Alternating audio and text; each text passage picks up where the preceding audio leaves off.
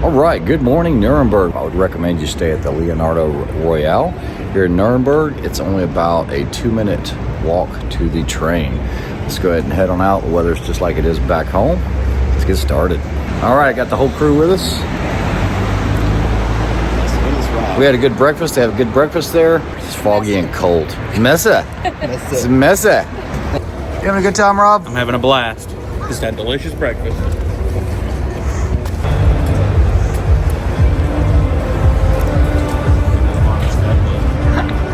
Turn around. What? What?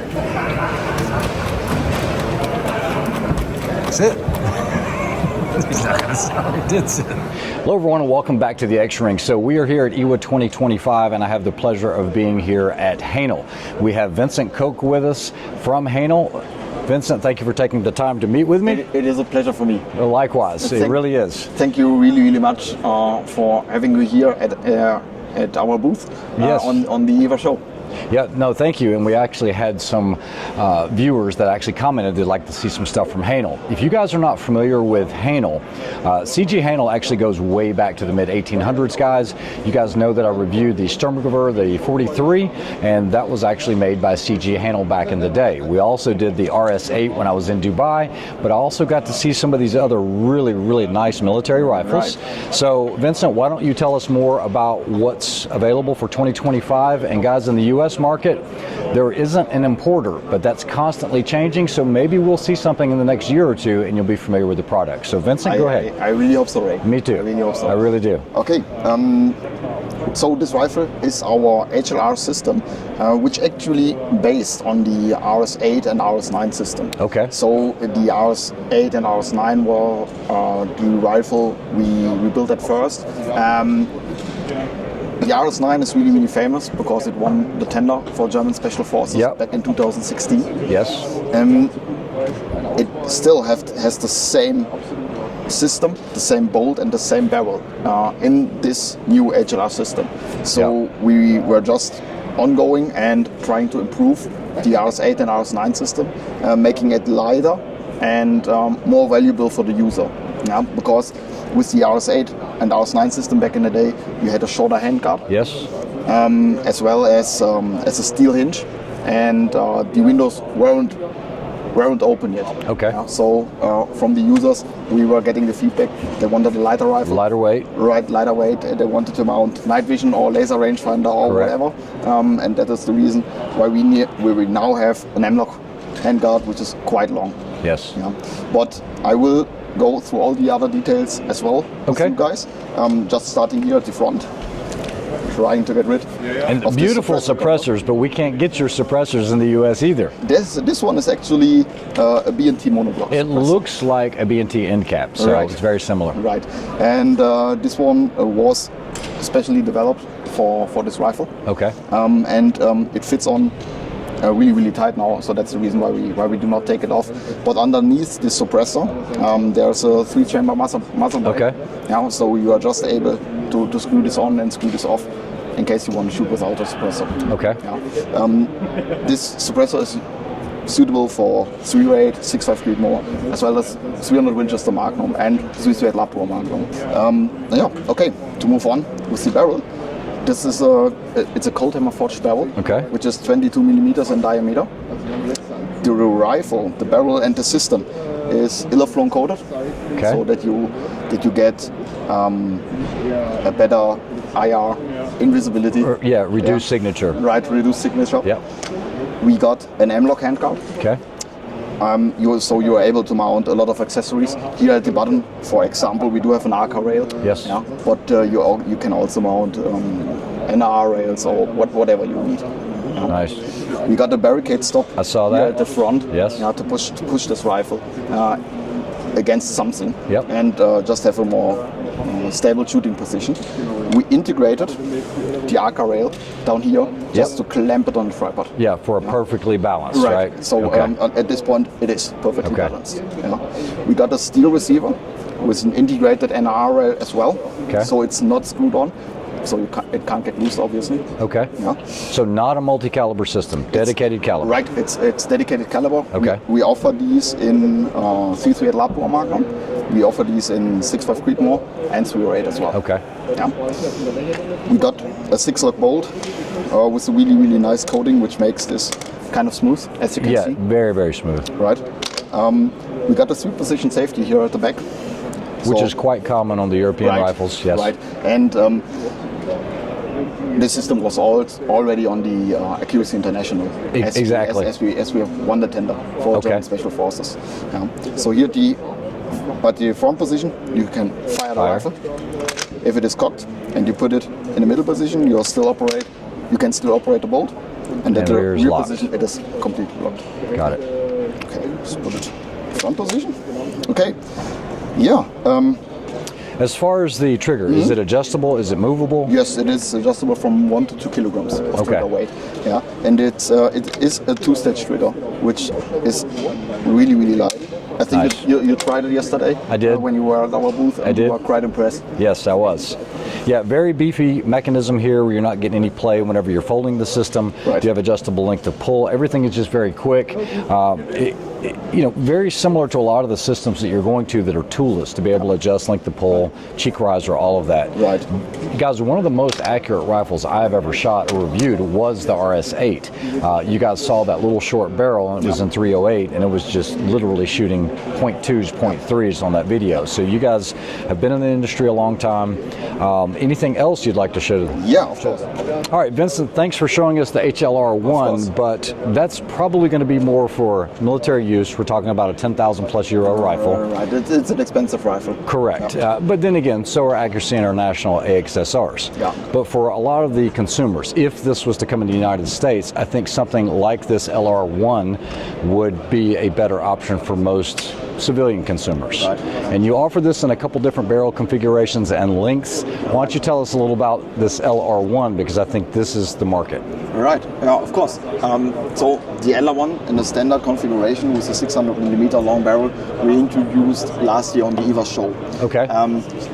This model you can see over here is one of the news from Haenel for the IWA 2025 show.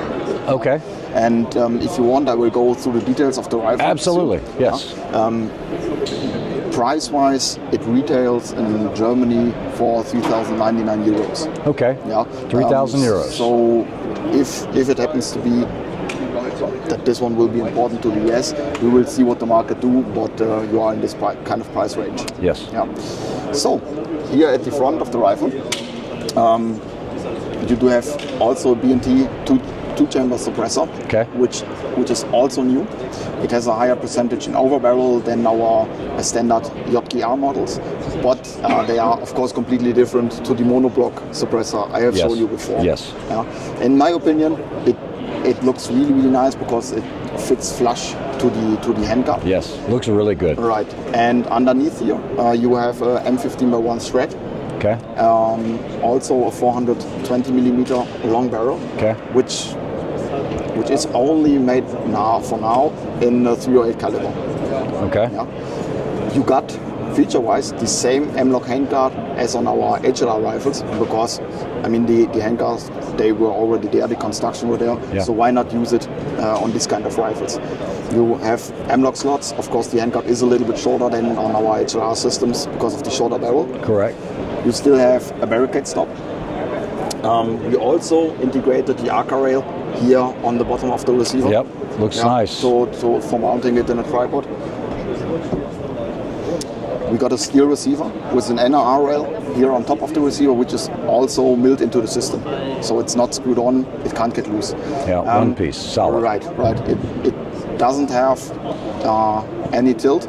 Most of the scopes for 308 caliber 6.5 can adjust for the distance. Right. So it's a zero MOA taper. Right. Got it. Yeah. We do have a really, really nice trigger, which is not adjustable, but breaks at around 800 to 900 grams of trigger weight. Okay. This one is not a two-stage trigger, so it is single stage. But also breaks like glass. We do have a 3-position safety, over here at the locking system and the firing pin indicator. Okay. Yeah. Position-wise, it's the same like we've previously told you on the HLR system. So in the front position, you can fire the rifle.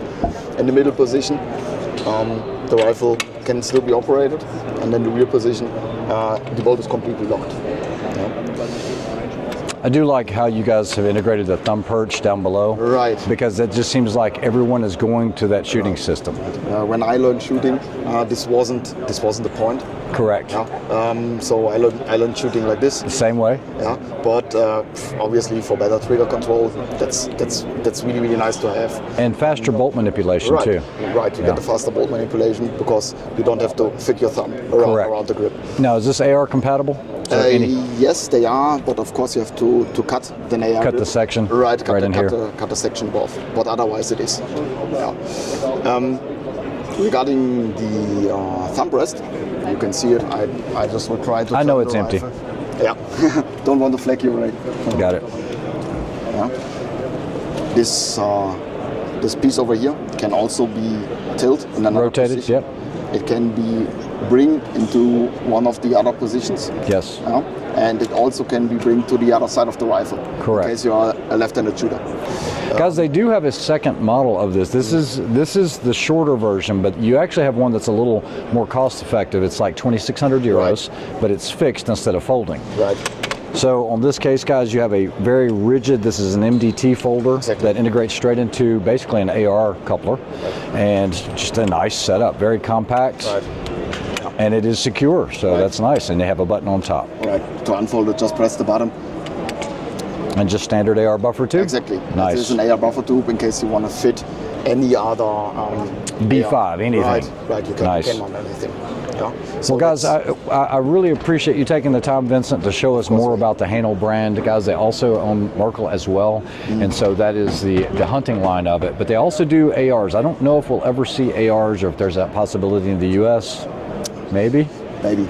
All right.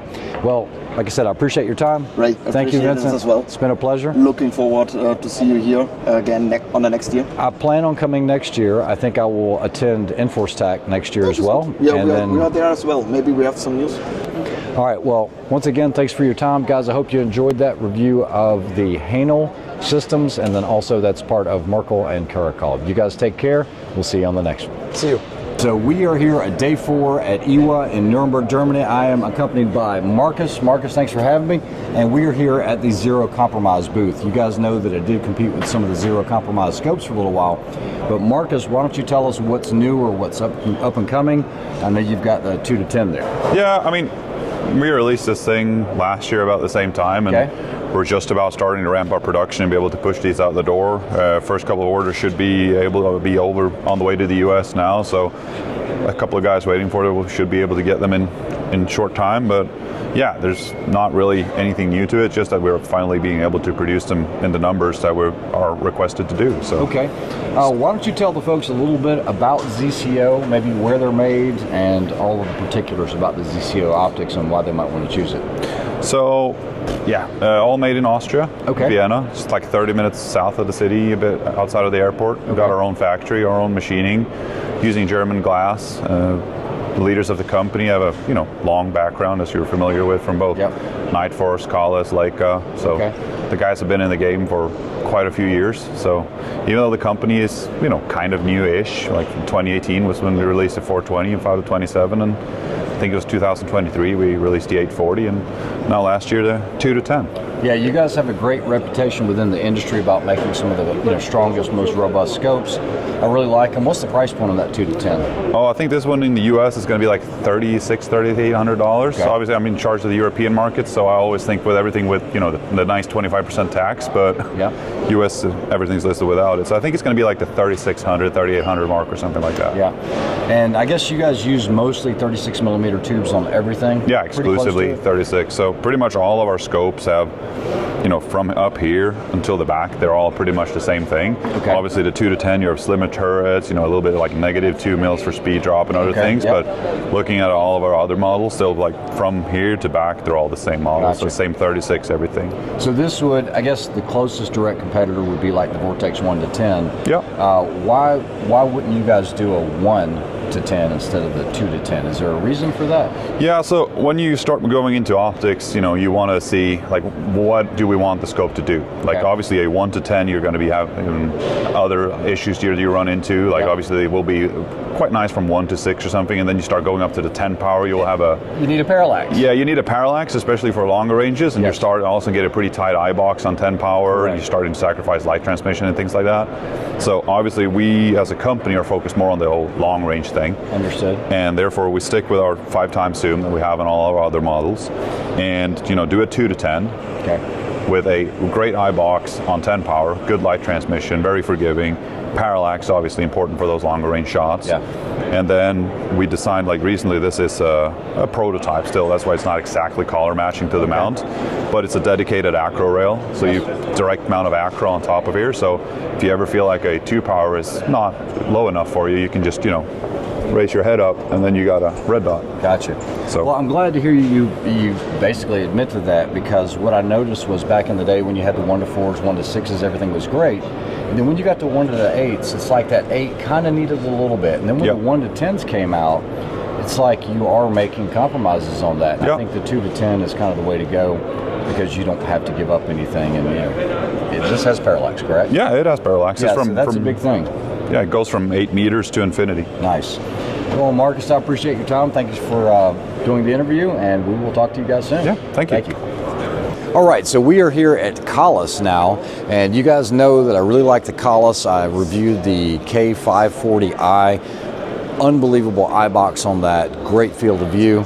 But this is the full lineup. I've also got the 328i, which has the same forgiving eye box and big field of view. I will be shooting a lot of the Kahles products for 2025. I'm just going to go ahead and tell you guys that. The guys over at Kahles have been extremely receptive to me using some of the products this year, and so I'm going to give it a go.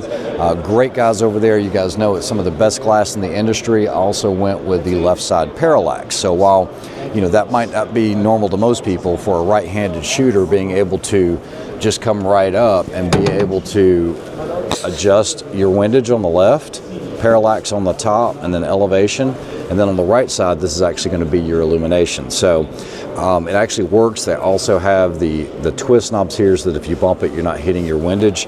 But great setups. They offer a lot of different optics in that first focal plane, but for me I will be using most of those, but they also have a lot for the second focal for that European hunting market. So be on the lookout for a lot of the Kahles products throughout the year. So let's go find another optics company.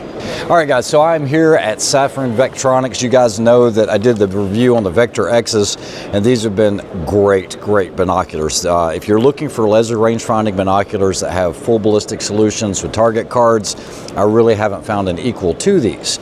Now, if you were one of the purchasers of these, they do have some new lens caps that are available. It was one of the complaints that I had with it was the caps actually used to come off pretty easily. So now they have these screw-on ones by Tenebrex. You guys know the Tenebrex name. They also have them with the anti-reflective devices with the ARDs, and these are supposed to be hitting your dealer distributors within about 2 weeks or so. Guys, they're constantly making updates to these with software, and so you definitely want to stay in touch with that because they're doing everything from integrating like your data long range cards. That's coming. There's also some other things. If you guys are not familiar with the Calypso unit for the wind, this is all part of the AB system. So if you don't know who Safran Vectronix is, guys, they've been making terrapins and LRS for military units all over the world and a ton of other things.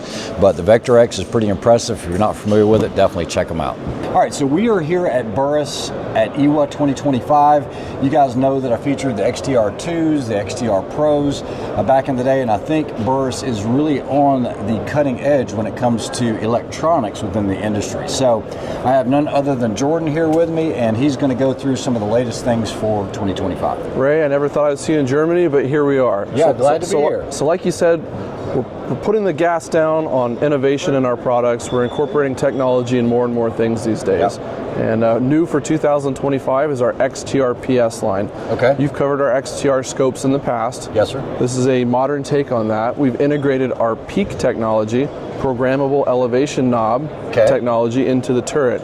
Simply put, when you dial the turret, the information is translated to a heads-up display within the optic showing you your dialed distance in yards, or in Europe, meters. You can do mils or MOAs. So that makes dialing to a known distance incredibly accurate and incredibly fast. So if I'm understanding correctly, with this scope, if you put all your ballistics in there, you can just hit something with a laser rangefinder. If it says 925 yards, you could just dial this, look inside, see 925, and you're ready to go. Exactly. And some other things about this turret that set it apart. So there's no clicks in it. It's clickless, and we do that so that we have a very, very fine resolution. So that you're dialing almost to the exact yard. It's 1/30th mil accuracy. Wow. And there's 19 mils in one rotation. So like I said, it's very, very fast and very precise to get on target. There's additional features in the heads-up display that set this apart. There's a bubble level. It gives you a wind hold value for your dialed distance. It shows you a pre-programmed wind value. It's not reading the wind, but you can say, hey, there's a 10-mile-an-hour wind. This gives you a reference to what that is. There's 22,000 feet of density altitude you can upload to the scope and manually select your DA. And then lastly, if you're into competitions, you can start a countdown timer as soon as you start your match, so you'll always know how much time you have left in your course. I did have a chance to use this out at SHOT Show. So it does works well. What's the price point of this before we move on to that eliminator? US dollars, the 3.3 to 18 is going to start at 2,000. And then we offer it in a 5.5 to 30 as well for 2,300. Nice. So something that's premium, but not going to completely break the bank at $5,000-6,000. Exactly. Burris has always wanted to make optics that are approachable by your everyday man. Yes, sir. But we don't compromise on quality, and we certainly don't compromise on innovation.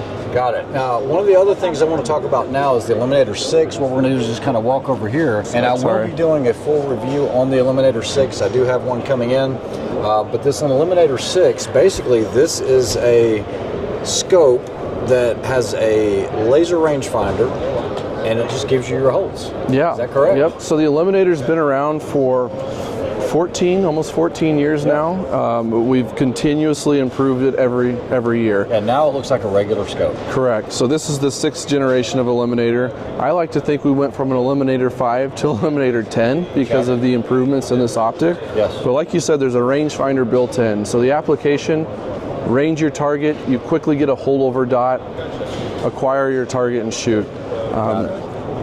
At extended distances, you need to compensate for wind. We have that built in here as well. And compared to the previous generations, the reticle in this has 177 micro LED aiming points compared to our previous 96. For around 60 plus MOA of total compensation available. Nice. Yeah, so like I said, guys, I'm going to be doing a full review on this in the next couple weeks or so, because I think, if I'm not mistaken, that's legal to do an NRL hunter if you wanted to. I'm not going to speak to the rules of every competition out there. You guys can do your own research, but I certainly know that guys are looking at this for applications from hunting to tactical shooting to competitive shooting and just having fun. And I think for some people it might be an option. Just think about the speed. You're not having to get a laser rangefinder and hit it. If you know where your targets are, you literally get on target, boom, gives you the drops and you hit it. It's nothing new, but the way that they've done it with the form factor is actually really good. So 50 years ago, Don Burris introduced the full field line of rifle scopes. It's gone through many iterations over the years. This is the 5th generation of that. We used to have an E1, a full field 2, a full field 4. We're starting to get overly complex in our naming and different variations that were offered, and said, you know what guys, let's take a fresh look at it. We kind of wiped the slate clean, completely redesigned the optical system, and we're relaunching it as just full field. This is a 4X system. It starts in a 2 to 8, a 2.5 to 10, a 3 to 12, a 3 to 12 by 56, a 4 to 16, and then lastly a 6 to 24. So I think one of the biggest things about this is getting something that's an entry-level scope, but not having to deal with points. You guys offer some upgrades on these where you can do basically turrets like that. You can still do your full dialing and everything, correct? Yeah, this system's called Knob Synergy. In short, it's a universal elevation turret system where you can put a dialing turret with a 0 click stop on any one of the full field products as a $50 adder. We offer an exposed dialing turret called our advanced exposed knob, as well as a capped dialing turret called our advanced capped knob. and then we do a custom lasered ballistic turret knob for your specific bullet cartridge. So you can do full-on BDCs. Okay, nice. So you said this is our, economy line. I would say our opening price point, our entry level.